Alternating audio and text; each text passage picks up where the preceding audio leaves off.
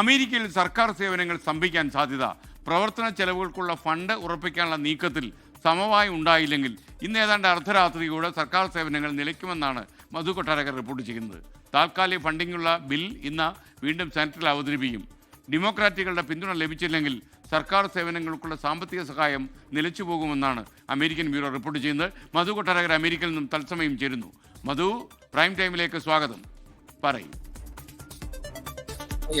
സർക്കാർ സേവനങ്ങളുടെ ഒരു അടച്ചുപൂട്ടൽ ഭീഷണിയിലേക്ക് നീങ്ങിക്കൊണ്ടിരിക്കുകയാണ്. ഇത് സംബന്ധിച്ചുള്ള ഉഭയകക്ഷി ചർച്ചകൾ ഒരു വശത്ത് നടക്കുന്നുണ്ടെങ്കിലും ഒരു സമവായത്തിലെത്തുവാൻ റിപ്പബ്ലിക്കൻ പാർട്ടിക്കും അതുപോലെ ഡെമോക്രാറ്റ്സും തമ്മിൽ നടക്കുന്നില്ല. ഇന്ന് സെനറ്റിൽ ഒരു താൽക്കാലിക ഫണ്ടിങ്ങിനായിട്ടുള്ള ടെമ്പററി ഫണ്ടിങ്ങിനുള്ള ബില്ല് വീണ്ടും അവതരിപ്പിക്കും. പക്ഷേ 7 സെനറ്റർമാരുടെ പിന്തുണ ട്രംപ് ഭരണകൂടത്തിന് ഉറപ്പാക്കേണ്ടതുണ്ട് ഈ ബില്ല് പാസ്സാകുവാൻ. ഒബാമ കെയർ ആരോഗ്യ മേഖലയിലെ ഒരു പ്രധാനമായിട്ടുള്ള ഈ ഒബാമ കെയറുമായി ബന്ധപ്പെട്ട് ഡെമോക്രാറ്റിക്സ് അംഗങ്ങൾ കടുംപിടുത്തം പിടിച്ചതാണ് ഈ ഉഭയകക്ഷി ചർച്ചയിൽ സമവായത്തിലെത്തുവാൻ സാധിക്കാതെ പോയത്.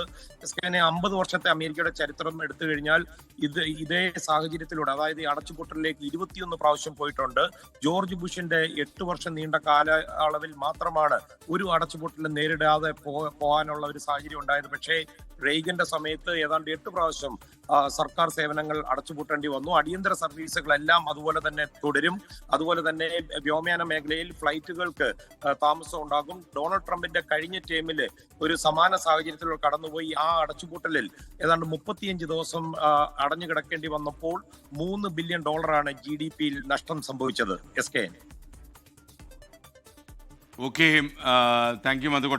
ലോകത്തെവിടെയായാലും ഏത് സമയത്തും 24 വാർത്തകളും ഓഗ്മെന്റഡ് റിയാലിറ്റി പാക്കേജുകളും എക്സ്പ്ലെയിനറുകളും വിശദമായി കാണാൻ ഞങ്ങളുടെ യൂട്യൂബ് ചാനൽ നിങ്ങൾക്ക് സബ്സ്ക്രൈബ് ചെയ്യാം.